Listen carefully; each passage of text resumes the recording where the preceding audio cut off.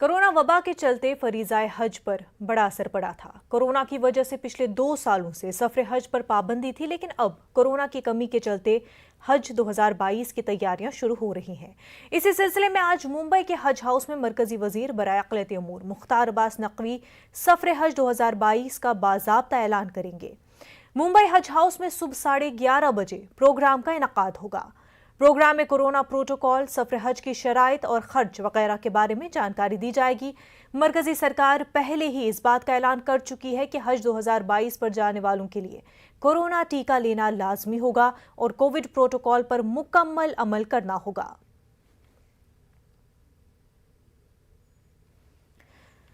मुंबई से हमारे नुमाइंदे वसीम अंसारी हमारे साथ जुड़ चुके हैं। वसीम, 11:30 बजे मीटिंग होनी है और ये माना जा रहा है कि बाज़ाब्ता सफर हज के हवाले से ऐलान किया जाएगा। आज का दिन काफ़ी अहम होगा, खास करके हिंदुस्तान के मुस्लिम्स के लिए, क्योंकि जिस चीज़ का इंतजार था पिछले 2 सालों से हज नहीं हो पा रहा था, लेकिन अब कहीं ना कहीं इसे लेकर एक अच्छा पहलू साफ तौर पर नहीं जा रहा है। हमारे साथ मोहम्मद याकूब शिखर जी हैं, जो हज हाउस के CEO भी हैं, उनसे जानना चाहेंगे सर, किस तरह से आज लोगों की एक उम्मीद है, खासकर पिछले 2 सालों से हज नहीं हो पा रहा है, तो आज उम्मीद लगाई जा रही है कि हज होगा, तो किस तरह की चीज़ों को यहाँ पे सामने लाया जाए? इंशाल्लाह पूरी उम्मीद करते हैं कि इस बार हज कामयाबी के साथ किया जाएगा।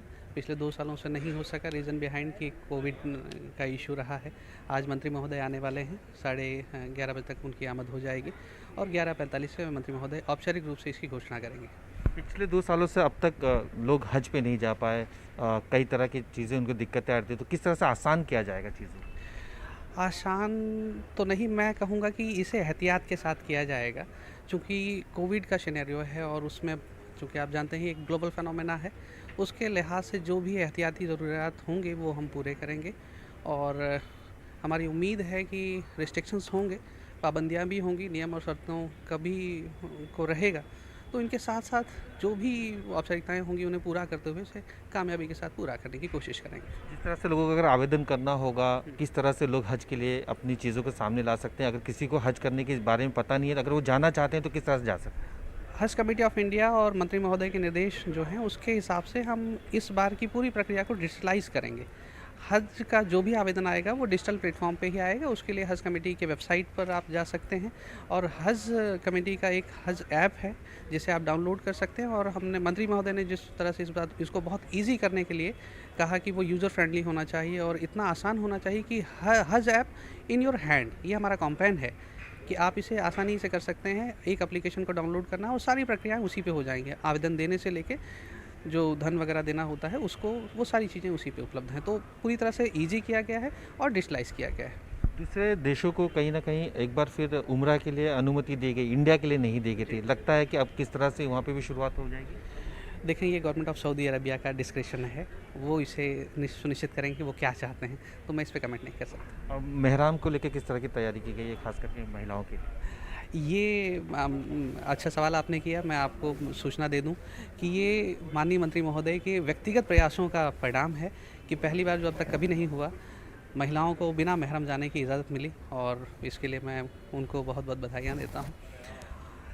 इस बार भी हम लोगों ने जो कोशिश की है उसमें ये है कि जो भी महिलाएं इसके लिए आवेदन देंगी उनसे प्रोसेसिंग फ़ीस नहीं ली जाएगी। जो हज का एक फॉर्म का प्रोसेसिंग फ़ीस होती है वो नहीं ली जाएगी और उनको तमाम सहूलियात दी जाएंगी ताकि वो अकेले हज कर सकें।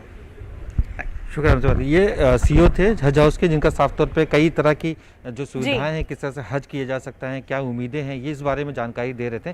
कुछ देर बाद यहाँ पे यानी कि 11:30 बजे के करीब जो मंत्री महोदय हैं मुख्तार अब्बास नकवी, वो पहुँचेंगे और एक अधिकृत घोषणा करेंगे। लेकिन इस बार भी लोगों में एक साफ तौर पर खुशी देखने को मिल रही है कि पिछले 2 सालों से उनकी जो कोशिशें थी हज पर जाने की, वो पूरी नहीं हो पा रही थी। अब ऐसे वक्त में इस तरह से हज हाउस या फिर जो इस विभाग से जुड़े लोग हैं, उनका मानना है कि पूरी तरीके से, यानी कोशिश ये होगी कि 100% जो लोग हैं वो हज पर जा सके, इस तरह की पूरा प्रयास किया जाएगा। जी बिल्कुल वसीम, और 2 साल बाद लोगों का इंतजार खत्म हुआ, सफरे हज पर जा सकते हैं। काफ़ी खुशी की बात। आपका बेहद शुक्रिया। साथ ही साथ आपके साथ जो